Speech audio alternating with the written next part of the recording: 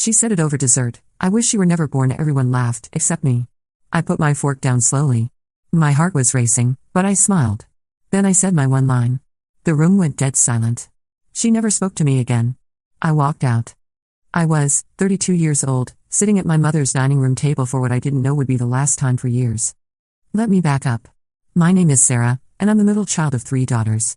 My older sister Jessica has always been the golden child. She's a successful lawyer, married to a doctor named Robert, with 2 perfect kids and a house in the suburbs that looks like it belongs in a magazine. My younger sister Amanda is the baby, the creative one who can do no wrong in my parents' eyes despite being 28 and still living in their basement while pursuing her art career. Then there's me.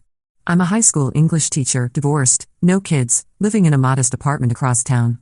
I'm not unsuccessful by any normal standards, but in my family, I've always felt invisible. The forgotten middle child who never quite measured up to Jessica's achievements or Amanda's artistic soul. The dinner was supposed to be a celebration of Jessica's latest promotion to senior partner at her law firm. Mom had gone all out, her best china, homemade lasagna, the works.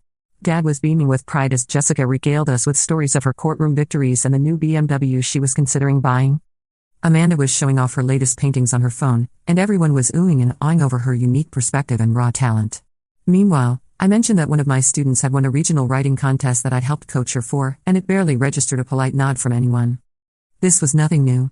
I'd grown used to being the afterthought, the reliable one who showed up to every family gathering, brought thoughtful gifts, remembered birthdays, and listened to everyone else's problems without complaint. I was the designated caretaker of family harmony, always smoothing over conflicts and making sure everyone felt heard and valued. Except I never felt heard or valued myself. The conversation at dinner followed its usual pattern. Jessica talked about her work, her husband Mark's new position at the hospital, their daughter Emma's acceptance into a gifted program, and their son Tyler's soccer achievements. Amanda discussed her latest creative project, a series of abstract paintings about the intersection of trauma and healing that she was hoping to show at a local gallery. When the conversation briefly turned to me, I mentioned that I was considering going back to school for my master's degree in education administration, maybe moving into a leadership role eventually. Oh, that's nice, honey, Mom said absently, already turning back to Jessica. Jess, tell us more about that case you won last week. I felt the familiar sting of dismissal, but I pushed it down like always. I'd learned long ago not to expect too much attention or praise from my family. I told myself it didn't matter, that I was secure in my own worth and didn't need their validation. But then came dessert. Mom had made her famous chocolate cake, the same one she'd been making for special occasions since we were kids. As she served generous slices to everyone, the conversation turned to childhood memories. Jessica and Amanda were laughing about some prank they'd pulled when they were teenagers, a story I'd heard a dozen times before. Remember when we convinced Sarah that she was adopted? Amanda giggled, taking a big bite of cake. Everyone laughed except me. I remembered that joke all too well. I was 12, going through an awkward phase, feeling insecure and out of place. My sisters had spent weeks dropping hints that I was adopted, pointing out how different I looked from them, how my interests were different, how I didn't really fit with the family. It had devastated me at the time. I cried myself to sleep for weeks, wondering if it was true, feeling even more like an outsider than I already did. When I finally worked up the courage to ask our parents, they'd laughed it off as harmless sibling teasing. No one seemed to understand how deeply it had hurt me. That was so mean of you girls, Mom said now, but she was smiling as she said it. Poor Sarah was so upset. She was so gullible, Jessica added, shaking her head. She actually believed us for months. It was harmless fun, Dad chimed in. Kids will be kids. I forced a smile and took a bite of cake, even though it tasted like cardboard in my mouth. This was how it always went. My pain was minimized, dismissed as overreaction or hypersensitivity. I was expected to laugh along with jokes at my expense, to be the good sport who could take it all in stride. The conversation continued, more childhood stories, more laughter at my expense. The time they'd convinced me that if I made a certain face it would stick that way permanently.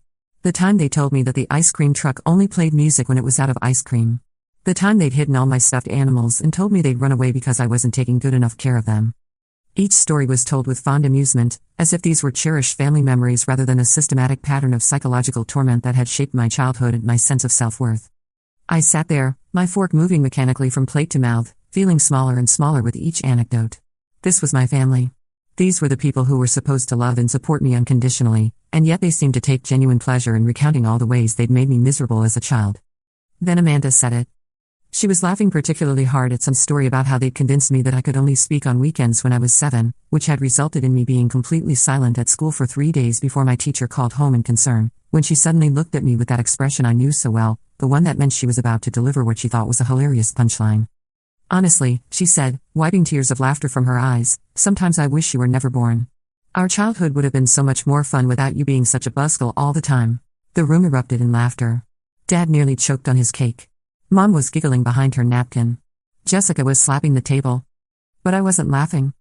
I put my fork down slowly, the clink of metal against china seeming abnormally loud in the midst of their hilarity. My heart was racing, pounding so hard I could hear it in my ears. But I smiled.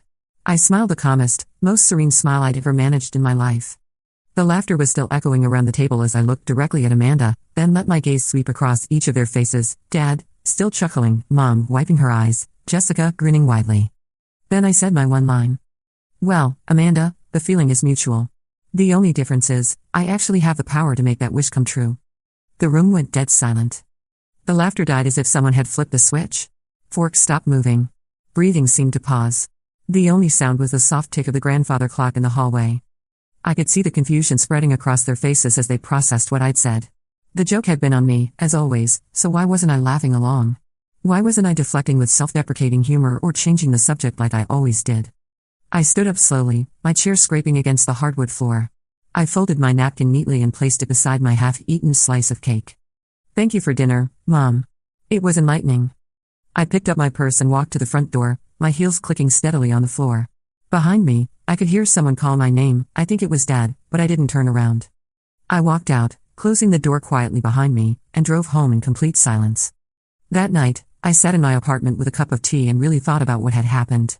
For the first time in my life, I'd stood up for myself. I'd refused to be the family punching bag, the reliable doormat who absorbed everyone else's cruelty with a smile. And it felt incredible. But I also knew that this was just the beginning. If I was serious about what I'd said, about having the power to make Amanda's wish come true, then I needed to follow through. I needed to actually remove myself from their lives in a way that would make them understand what they'd lost. The next morning, I started planning. First, I called in sick to work and spent the day researching job opportunities in other cities. I'd been thinking about making a change anyway, and now seemed like the perfect time. Within a week, I'd applied for teaching positions in Seattle, Portland, and Denver, all far enough away to make casual visits impossible. While I waited to hear back, I began the process of systematically removing myself from my family's life. I changed my phone number without giving them the new one. I deactivated my Facebook account. I stopped responding to emails. When Jessica called the school looking for me, I had the secretary tell her I was unavailable. When Mom showed up at my apartment, I simply didn't answer the door. 3 weeks after the dinner, I got a call from the principal at Roosevelt High School in Seattle. They wanted to interview me for a position teaching advanced English literature. The salary was better than what I was making, and they offered relocation assistance. I took the job. I gave my current school 4 weeks' notice, telling them I'd received an opportunity I couldn't pass up. My colleagues threw me a small farewell party, and several students wrote me touching thank you notes. It was the kind of warm send-off I've never received from my own family. I hired movers, forwarded my mail to a P.O. box, and within 6 weeks of that dinner, I was gone. But I wasn't just disappearing, I was transforming. In Seattle, I threw myself into my new life with an energy I hadn't felt in years. I joined a hiking group and discovered I loved being outdoors. I took a creative writing class and found I had a real talent for storytelling. I started dating again, meeting people who appreciated my quiet sense of humor and my genuine interest in others. For the first time in my adult life, I was surrounded by people who valued me. My new colleagues respected my teaching methods and sought out my advice. My students responded to my passion for literature with enthusiasm I'd rarely seen before. The hiking group welcomed me warmly, and I quickly made friends who actually enjoyed my company. I began to realize how much of my personality had been suppressed by constantly trying to fit into my family's dynamic. Without their constant subtle undermining, I flourished. I started a blog about teaching literature, and it gained a small but dedicated following. I enrolled in an online master's program in educational leadership and began working toward my degree part-time. After 3 years in Seattle, I was promoted to assistant principal, and then to full principal 2 years after that. The transformation wasn't just professional, it was deeply personal.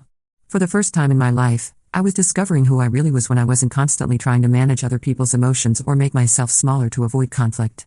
I realized I was actually funny, not in a self-deprecating way, but genuinely witty. My hiking friends loved my dry observations about trail conditions and fellow hikers. My colleagues appreciated my ability to find humor in the chaos of high school drama. I'd never been allowed to be funny at home because humor was Jessica and Amanda's territory, and I'd learned early that trying to compete would only result in being shut down. I discovered I was passionate about social justice issues. I started volunteering at a local literacy center, helping adult learners improve their reading skills. I organized fundraisers for classroom supplies in underprivileged schools. I joined the local chapter of Teachers for Educational Equity. These weren't things I'd ever had time for before, when every weekend was consumed with family obligations and emotional labor. Most surprisingly, I found out I was actually quite social. Back home, I'd been labeled as the quiet one, the introvert who preferred books to people. But that had been a survival mechanism, a way to avoid drawing attention that might result in ridicule.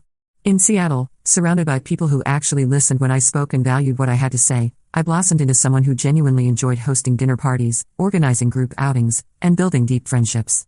One evening, about 18 months after I'd moved, I was hosting a potluck dinner for my hiking group when someone made a joke about their own family drama. The group started sharing stories about difficult relatives, boundary setting, and family dysfunction. I found myself telling them about my situation, not for sympathy, but as part of a genuine conversation among equals. "Wait," said Maria, one of my favorite hiking companions, "they actually convinced you that you were adopted as a form of entertainment?" "For months," I confirmed. "I was 12 and going through that awkward phase where you're already questioning everything about yourself." "That's not funny family teasing," said Tom, shaking his head. "That's psychological abuse." The word hit me like a lightning bolt. Abuse. I'd never thought of it that way. Physical abuse was hitting and screaming, wasn't it? But as my new friends talked about emotional manipulation, gaslighting, and systematic degradation, I began to see my childhood through a different lens. I started reading books about family dynamics and emotional abuse. I learned about scapegoating, golden children, and narcissistic family systems. I discovered terms like emotional parentification, which perfectly described how I'd been expected to manage everyone else's feelings while my own were dismissed. The more I read, the angrier I became. Not the desperate, powerless anger I'd felt at that dinner table, but a clean, righteous anger that burned away the last vestiges of guilt I'd been carrying about abandoning my family. I hadn't abandoned them. I'd escaped them. This revelation coincided with some interesting intelligence I was getting about their reactions to my disappearance. Through social media connections and mutual acquaintances, word was starting to filter back to me about how my absence was affecting them. It started small. My cousin Rachel mentioned in a casual Facebook comment that family gatherings were weird now. A former high school classmate told me she'd run into Jessica at the grocery store, and Jessica had seemed really stressed and kept asking if I'd heard from you. But the most revealing information came from Mrs. Patterson, my elderly neighbor from my childhood home. She'd always been kind to me, and when she saw my name on a teaching award announcement that had been shared in the local newspaper, someone from my old school had nominated me for a state-level recognition, she sent a letter to my school, which they forwarded to me. "Sarah, dear," she wrote, "I was so proud to see your accomplishment in the paper. I always knew you were special. I hope you don't mind me reaching out, but I wanted you to know that your poor mother has been asking everyone in the neighborhood if we've heard from you. She seems quite beside herself with worry.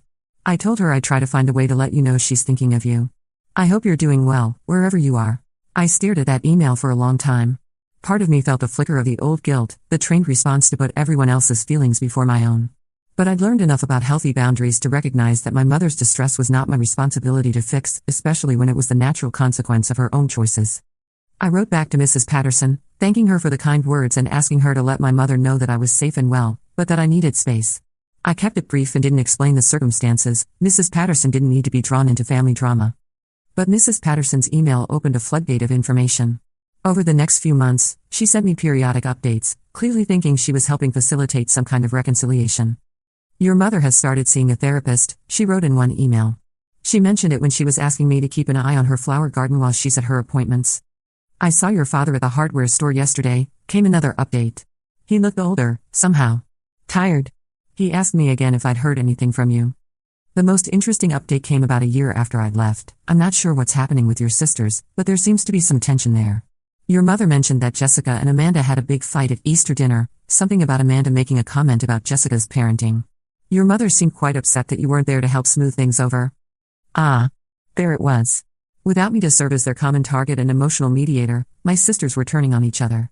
The family dynamic that had seemed so stable with me as the designated scapegoat was falling apart without someone to blame and manage their conflicts. I found myself curious about the details but not emotionally invested in the outcome. It was like watching a TV drama about people I used to know but no longer felt connected to. The updates continued to trickle in. Amanda had apparently had some kind of breakdown and moved back in with my parents full-time. Jessica's marriage was under strain. Mark was reportedly frustrated with the amount of time Jessica was spending trying to track me down and manage the family crisis. The annual family vacation had been canceled because it didn't feel right without me there. Each piece of information confirmed what I'd suspected but hadn't dared to hope: I had mattered.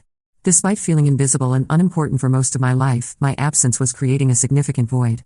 They were finally experiencing the loss of all the emotional labor I'd provided, all the ways I'd held their dysfunction together through my own sacrifice. But the most satisfying piece of intelligence came from an unexpected source. My former colleague Mark, not Jessica's husband, a different Mark, had kept in touch with me after I moved. He taught at the high school across town from where I used to work, and our schools often collaborated on district initiatives. He called me one evening, laughing. "Sarah, you're not going to believe this. I was at a district meeting today, and your sister Jessica was there. Apparently she's married to one of the doctors who consults on our health education curriculum. Anyway, she cornered me afterward and started grilling me about whether I knew where you were." "What did you tell her?" "Nothing, obviously. But here's the interesting part, she seemed almost desperate. She kept talking about how the family wasn't the same without you, how they needed to find you to make things right. She said they'd been trying everything to locate you but had hit dead ends since you've clearly made an effort to disappear." "They've been trying to find me?" I was genuinely shocked. "That seems extreme." "That's what I thought. But she kept going on about how much they missed you, how they didn't realize how important you were to the family. She actually used the phrase the glue that held us together. I wanted to ask her why they didn't appreciate the glue while they had it, but I managed to keep my mouth shut.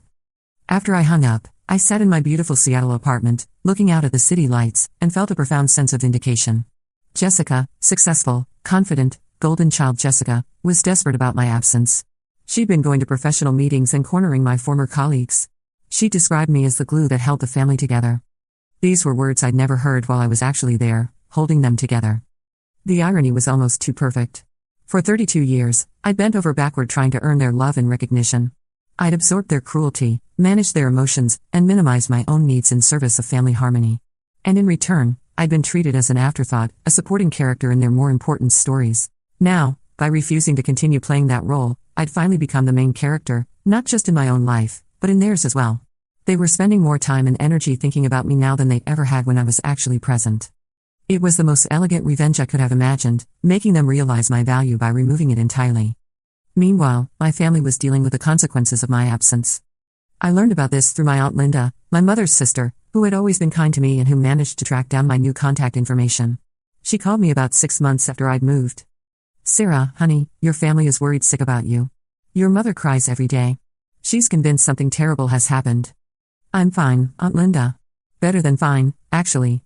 "But why won't you talk to them? They've been trying to reach you for months." I explained what had happened at the dinner, and the years of dismissal and emotional neglect that had led up to that moment. Aunt Linda listened without judgment. "I always wondered if they treated you differently," she admitted. "Your mother talks about Jessica and Amanda constantly, but she hardly ever mentions you unless I ask directly." "That's been my whole life, Aunt Linda. I was tired of being invisible." She was quiet for a moment. "Are you happy now, sweetheart?" "Happier than I've ever been." "Then I understand why you left. But your mother? She's really struggling with this." She should have thought about that before she laughed when Amanda said she wished I was never born. Over the next few years, I got updates from Aunt Linda about how my absence was affecting my family. It wasn't what I'd expected. At first, they were just confused and worried. They couldn't understand why I'd reacted so strongly to what they saw as harmless family teasing. Mom kept calling my old number, hoping I'd reconnected it. Jessica hired a private investigator to make sure I was okay. But as months turned into years, something shifted. They began to realize how much I'd actually contributed to the family dynamic. I'd been the one who organized family gatherings, remembered birthdays, mediated conflicts between my sisters, and provided emotional support to everyone. Without me, family gatherings became awkward and strained.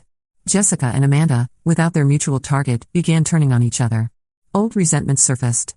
Amanda felt threatened by Jessica's success, while Jessica grew tired of Amanda's inability to launch her career. Mom became depressed. She'd lost not just a daughter, but the daughter who had been most attentive to her emotional needs. I'd been the one who called regularly just to chat, who remembered her favorite flowers, who listened patiently to her worries and complaints. Dad struggled with the realization that he'd failed to protect one of his children from the others. He'd always prided himself on being a good father, but my disappearance forced him to confront the ways he'd allowed my sisters to treat me poorly. "Your mother wants to write you a letter," Aunt Linda told me during one of our conversations. "She's been working on it for months. She's welcome to try, but I don't have to read it." "Sarah, they've all changed. They're going to therapy, family therapy and individual therapy. They're trying to understand what they did wrong." I felt a flicker of something, not quite satisfaction, but vindication. They were finally taking responsibility for their behavior, but only after losing me completely. "I'm glad they're getting help, Aunt Linda. But that doesn't change what they did to me for 32 years. The third year brought even more evidence of my family's disintegration. Through Aunt Linda, I learned that Jessica and Amanda's relationship had deteriorated to the point where they could barely be in the same room together. Without me to serve as their mutual target and buffer, old resentments and competitions had surfaced with a vengeance. Jessica accused Amanda of never growing up and taking responsibility for her life, Aunt Linda reported during one of our conversations. And Amanda fired back that Jessica had always been a controlling perfectionist who looked down on everyone else. Your mother ended up crying at the dinner table because she said it reminded her of how they used to gang up on you, except now they were doing it to each other. The poetic justice of that moment wasn't lost on me. They were finally experiencing what they'd put me through, being on the receiving end of their family's casual cruelty. The difference was that they had each other to fight with, while I'd always faced their united front alone. Your father apparently tried to play peacemaker, Aunt Linda continued, but he doesn't have your gift for smoothing things over. He just made it worse by telling them they were both being childish. I almost laughed at that. Dad had never intervened when my sisters were being cruel to me, but now that their behavior was disrupting his peace, he was suddenly concerned about childish behavior. The most telling detail came from an unexpected source, Emma, Jessica's daughter, who was now 16 and had somehow found my school's contact information online. She sent a carefully written letter to my office that broke my heart and validated every decision I'd made. Dear Aunt Sarah, I don't know if you remember me, but I'm Emma, Jessica's daughter. I found your school online and hope they could forward this to you. I hope it's okay that I'm writing to you. I wanted you to know that I always thought you were cool, and I don't understand why everyone in our family treated you badly. Mom and Aunt Amanda fight all the time now, and Grandma cries a lot.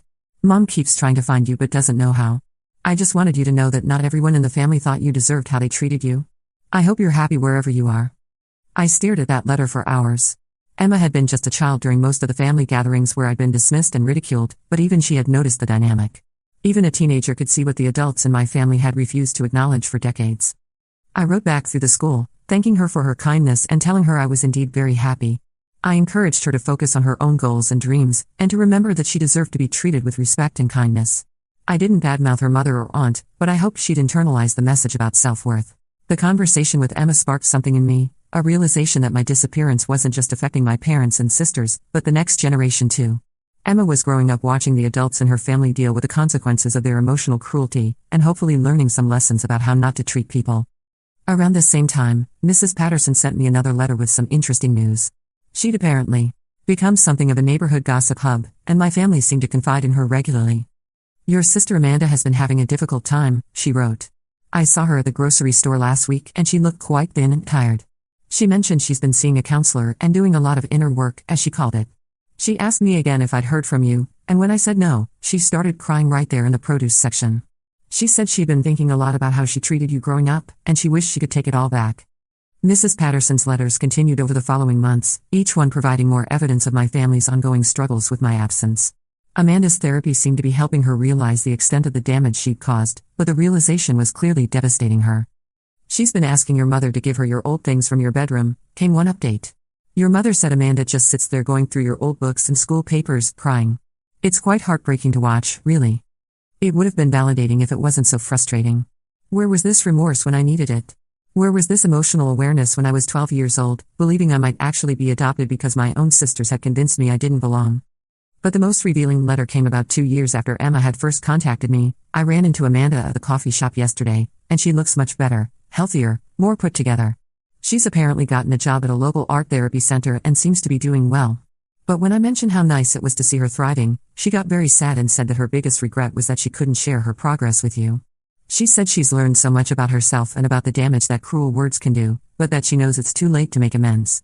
She said she understands now that some people leave our lives because we've hurt them too deeply, and that sometimes the loving thing to do is to let them go. Reading that, I felt a complicated mix of emotions. There was validation in knowing Amanda finally understood the impact of her behavior.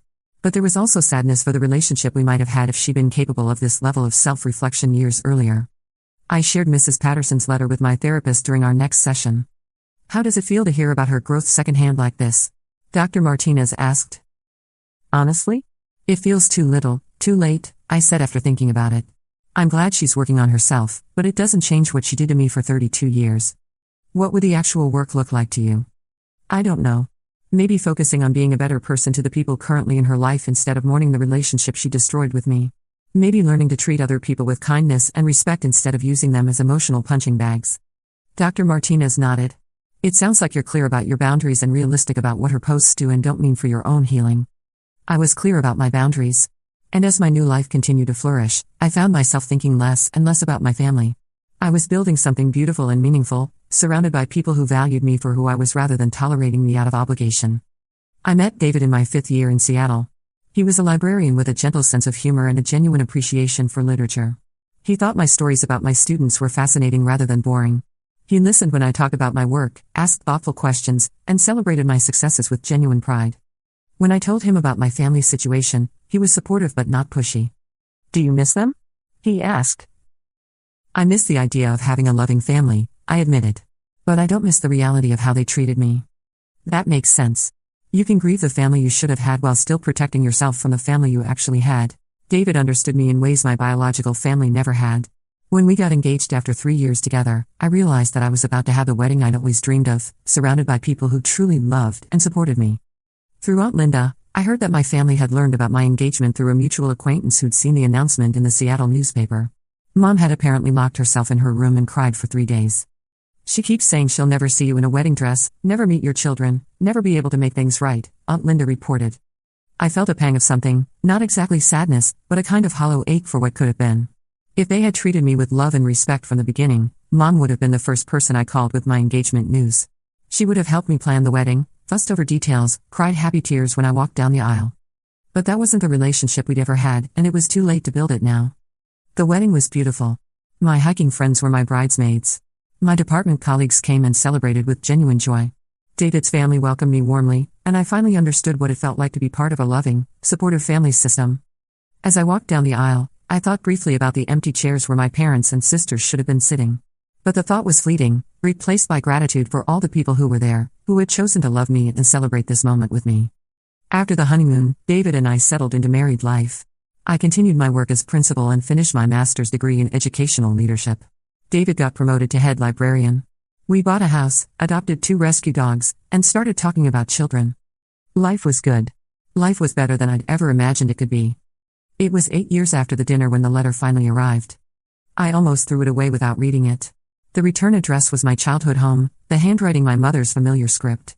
But David encouraged me to at least see what she had to say. The letter was 12 pages long, handwritten on Mom's good stationery. It was an apology, but not the shallow, excuse-making kind I might have expected. It was raw, honest, and devastating in its self-awareness.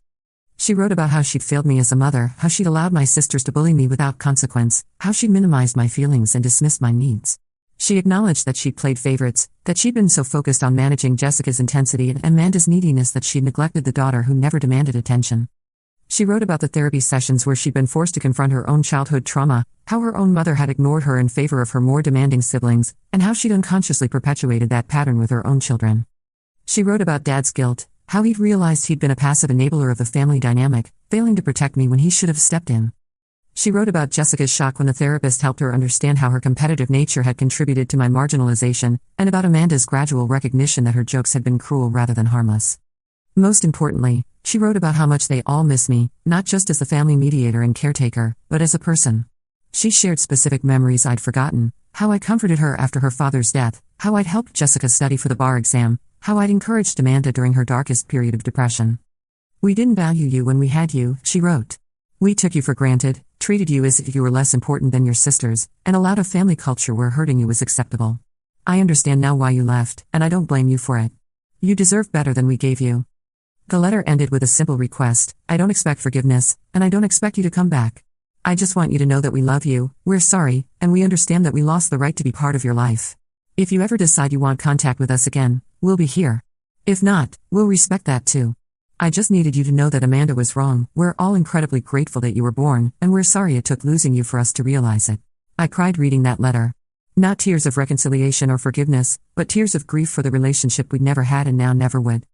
David held me while I cried, and we talked long into the night about what the letter meant and how I felt about it. "Do you want to reconnect with them?" he asked. "Part of me does," I admitted. "But I'm not the same person who left that dinner table 6 years ago. I've built a life here, with people who value me. I can't go back to being the family scapegoat, even if they promise to do better." "You don't have to make any decisions right now," David said gently. "You can sit with this for as long as you need to." Over the following weeks, I found myself thinking more about my family than I had in years. The letter had cracked something open in me, not a desire to reconcile, exactly, but a kind of closure I hadn't realized I needed. I talked to my therapist. Yes, I'd started therapy too, to help process my childhood experiences and build healthier relationship patterns. She helped me understand that I could acknowledge their growth and apologize while still maintaining my boundaries. In the end, I decided to write back. Not to reconcile, but to close this chapter properly. My letter was much shorter than Mom's. I thanked her for the apology and acknowledged the work they'd all done to understand their behavior. I told her I was proud of them for getting help and hoped they'd continue to build healthier relationships with each other.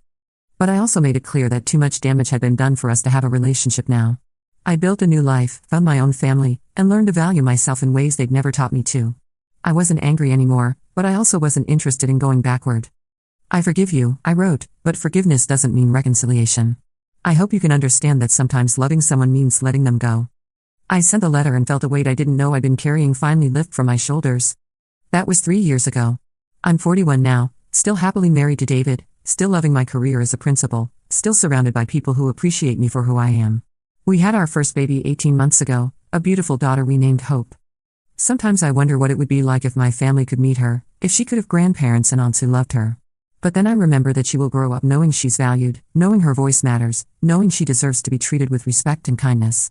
She'll never wonder if she belongs or doubt her worth because of cruel family jokes. That's worth more than any relationship with people who only learned to value me after I was gone. Amanda was wrong that night 11 years ago when she said she wished I was never born. I was born, and I mattered, and I deserved better than they gave me. It just took me 32 years and one perfectly delivered comeback to realize it. They thought the joke was on me when everyone laughed at that dinner table. But the real joke was on them. They lost the best daughter they had, and they didn't even realize it until it was too late. I walked out of that dining room, and I never looked back. And that, as it turns out, was the best decision I ever made.